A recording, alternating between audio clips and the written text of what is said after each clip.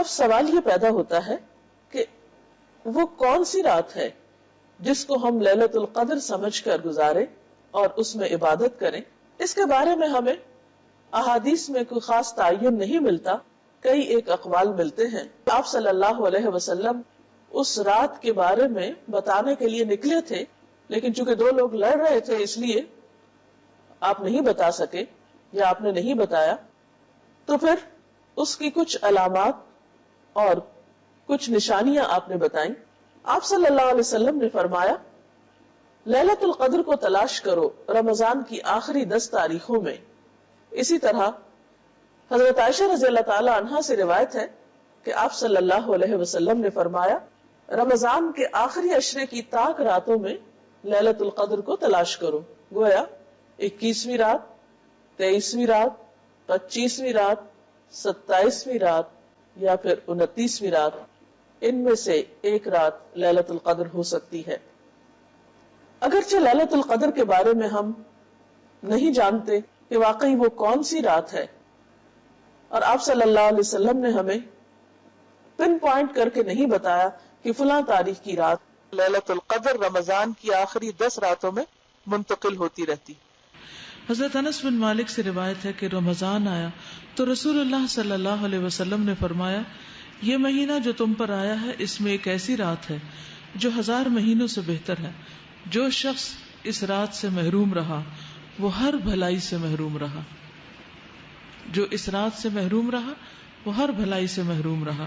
اس رات کی سعادت سے صرف بد نصیب کو ہی محروم کیا جاتا ہے.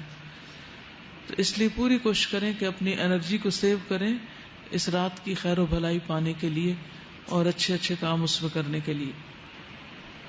شب قدر کی علامتیں. رسول اللہ صلی اللہ علیہ وسلم نے فرمایا شب قدر کی صبح کو سورج کے بلند ہونے تک اس کی شعاع نہیں ہوتی، کرنیں نہیں ہوتی. وہ ایسا ہوتا ہے جیسے تھالی. پچھلی رات کا چاند کبھی دیکھا آپ نے؟ نہیں. جب چاند غروب ہو رہا ہوتا ہے تو بالکل ایک تھال کی طرح ہوتا ہے اور اس میں سے روشنی نہیں پھوٹ رہی ہوتی جسے فجر کے قریب آپ دیکھیں. تو اسی طرح جس رات شب قدر ہوتی ہے اگلے دن صبح سورج نکلتا ہے تو اس میں سے روشنی کی کرنیں نہیں پھوٹ رہی ہوتی، روشنی نہیں دے رہا ہوتا. یعنی سورج نظر تو آ رہا ہوتا ہے لیکن اس کی شکل مختلف ہوتی، آپ اس کو آنکھ بھر کے دیکھ سکتے ہیں. حضرت ابو ہریرہ سے روایت ہے کہ ہم نے رسول اللہ صلی اللہ علیہ وسلم کے پاس شب قدر کا ذکر کیا تو آپ نے فرمایا تم میں سے کون اسے شب قدر کو یاد رکھتا ہے؟ اس میں جب چاند نکلتا ہے تو ایسا ہوتا ہے جیسے بڑے تھال کا کنارہ. یعنی اس میں چاند نصف نہیں ہوتا بلکہ اس نصف کا بھی نصف ہو چکا ہوتا ہے. کنارہ یعنی کہ بالکل باریک ہو جاتا ہے. آخری راتوں کی طرف اشارہ ہے. حضرت ابن عباس سے مروی ہے کہ رسول اللہ صلی اللہ علیہ وسلم نے فرمایا شب قدر آسان اور معتدل رات ہے جس میں نہ گرمی ہوتی ہے نہ سردی ہوتی ہے. اس صبح کا سورج اس طرح طلوع ہوتا ہے کہ اس کی سرخی مدھم ہوتی، ڈل ہوتا ہے. احادیث کی روشنی میں اس رات کی بھی اہم عبادت دراصل قیام اللیل ہے، یعنی کھڑے ہو کر لمبی نمازیں پڑھنا، ان میں قرآن پاک کی قرات کرنا. اسی طرح قیام اللیل کے علاوہ آپ ان راتوں میں مسنون دعا بھی پڑھ سکتے ہیں. نبی صلی اللہ علیہ وسلم نے حضرت عائشہ رضی اللہ تعالی عنہا کو یہ دعا سکھائی جب انہوں نے پوچھا کہ اللہ کے رسول صلی اللہ علیہ وسلم اگر میں شب قدر پالوں تو کون سی دعا پڑھوں؟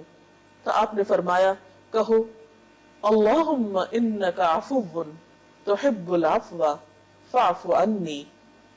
یا اللہ تو معاف کرنے والا ہے، معاف کرنا پسند کرتا ہے، لہذا مجھے معاف کر دے.